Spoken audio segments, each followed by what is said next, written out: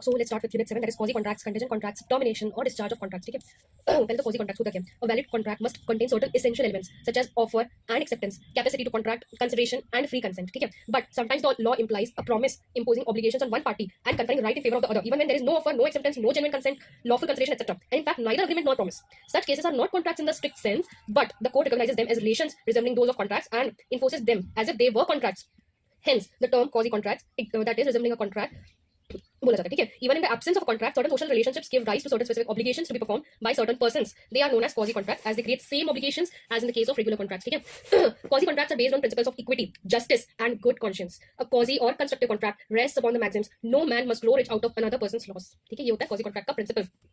और उसके बाद claim for necessaries supplied to persons incapable of contracting. तो ये हम सेक्शन 68 में बात करते हैं. तो if a person incapable of entering into contract और anyone whom he is legally bound to support is supplied by another person with necessaries suited to his condition in life, the person who has furnished such supplies is entitled to be reimbursed from the property of such incapable person.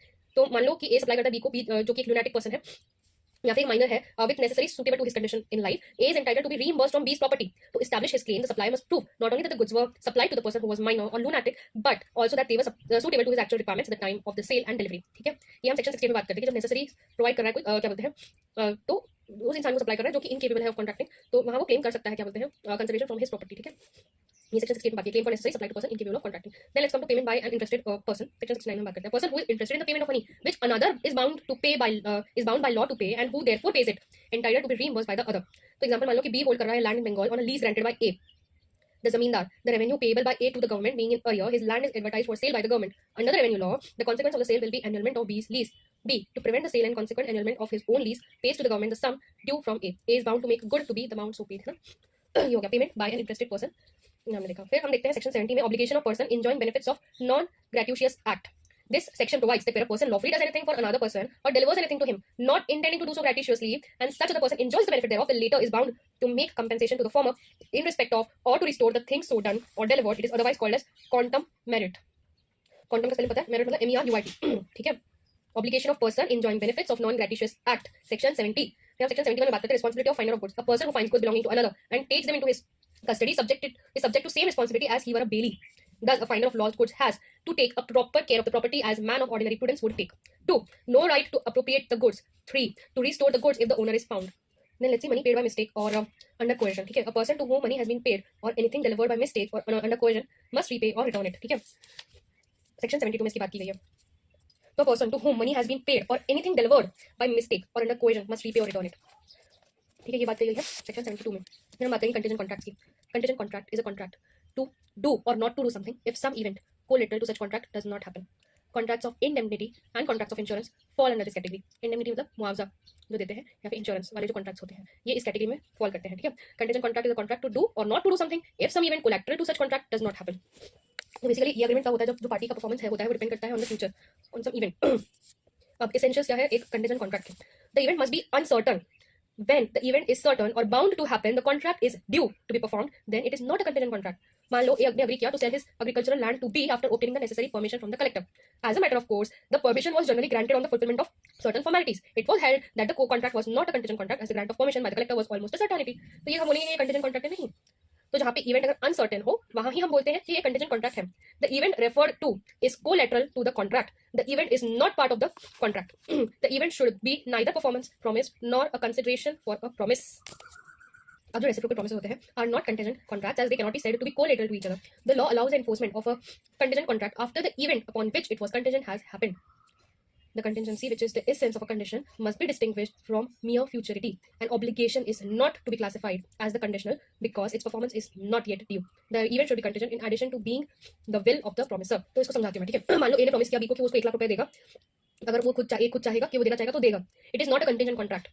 In fact, it is not a contract at all. However, where the event is within the promiser's will, but not merely his will, it may be contingent contract. कैसे बताती हूँ? If A promises to pay B rupees 1 lakh, if A left Delhi for Mumbai on a particular date, it is a contingent contract because going to Mumbai is an event no doubt within A's will, but is not merely his will. अब जो A a contingent contract है, need not necessarily be independent on any external event. It may be conditional on the voluntary act or the future conduct of one of the parties or a third person. The performance of a contingent contract would depend upon the happening or non-happening of some event or condition. ठीक है, the condition may be precedent or subsequent. other points. An agreement to sell unspecified half share in the property is not contingent contract, as held in Harbaksh Singh Gill versus Ramanathan. एक और case है, उसमें it was held that an agreement to sell a house is by no means a contingent contract. An agreement to purchase a property is neither a contingent contract nor can it be categorized as a mere possible right or interest. Now let's see rules relating to the enforcement of contingent contract. Enforcement of contracts contingent on event happening. ये discuss किया section 32 में. Where a contract is dependent on happening of a future contingent event, the contract cannot be enforced until and unless the event happens. If the happening of event becomes impossible, then the contingent contract is void. Here. Second, enforcement of contracts contingent on an event not happening. Section 33 में इसकी बात है. Where a contract is made contingent on a non-happening of an event, it can be enforced only when its happening becomes impossible. अभी third, contingent on the future conduct of a living person. Section 34 में बात की गई है. A contract would cease to be enforceable if it is contingent upon the conduct of a living person when that living person does something to make the event or conduct as impossible of happening. ठीक है. फिर हम बात करते हैं fourth, condition on happening of specified event within the specific time. Section 35 में बात की गई है. Contingent contracts to do or not to do anything if a specified uncertain event happens within a fixed time becomes void if at the expiration of time fixed such event has not happened, or if before the time fixed such event becomes impossible. ठीक है. Then fifth, we'll talk about contingent on specified event not happening within happening and updated contingent on specified event not happening within fixed time. यहाँ देखते हैं section 35 में. The contingent contracts to do or not to do anything if a specified uncertain event does not happen within a fixed time may be enforced by law when the time fixed has expired and such event has not happened, or before the time fixed has expired if it becomes certain that such event will not happen.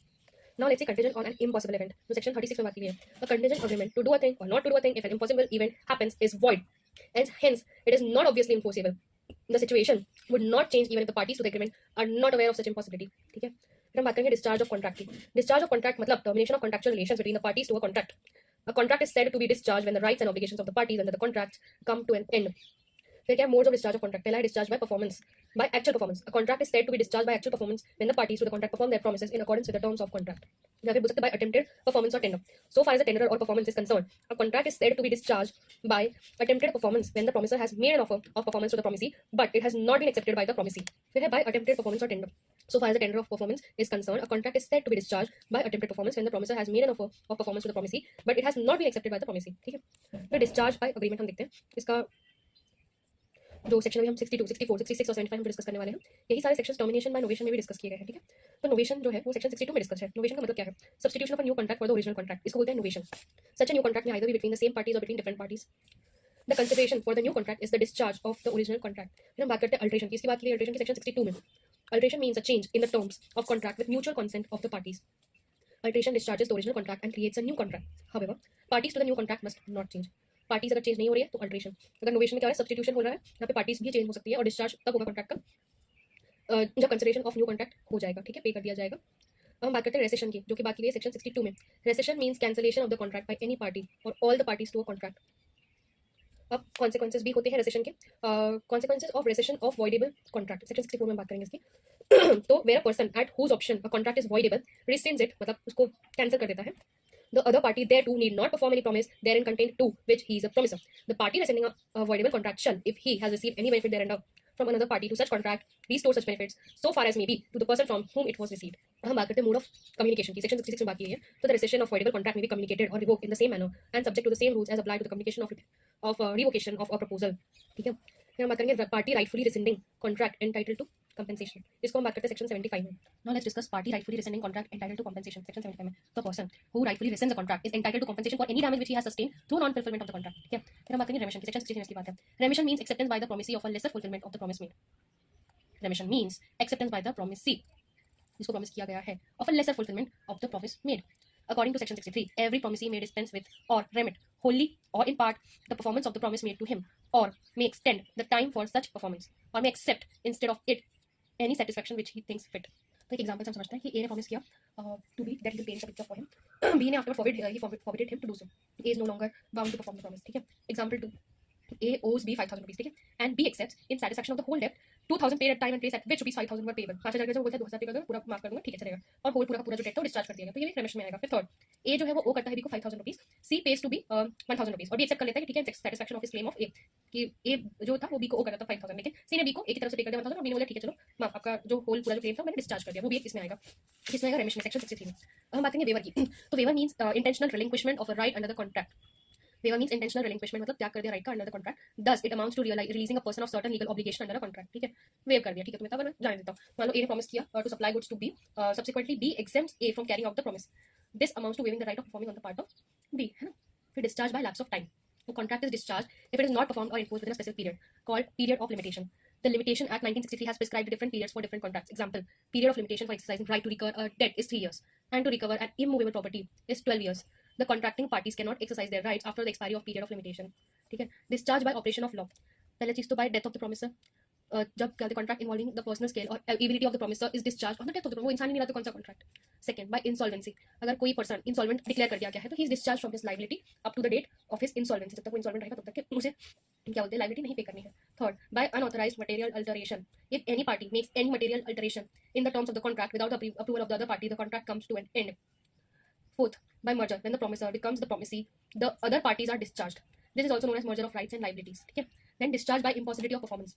Impossibility of performance results in the discharge of the contract. An agreement which is impossible is void because law does not compel to do impossible things. है ना? The effects of impossibility of performance of contract may be discussed under the following two heads. Effect of initial impossibility, पहले से ही impossible था. दूसरा, effects of supervening impossibility or subsequent illegality. Then discharge by breach of contract. A contract is said to be discharged by breach of contract if any party to the contract refuses or fails to perform his part of the contract, or by his act makes it impossible to perform his obligation under the contract. ठीक है? In the next, we'll see assignment of contractual rights and obligations. Bye.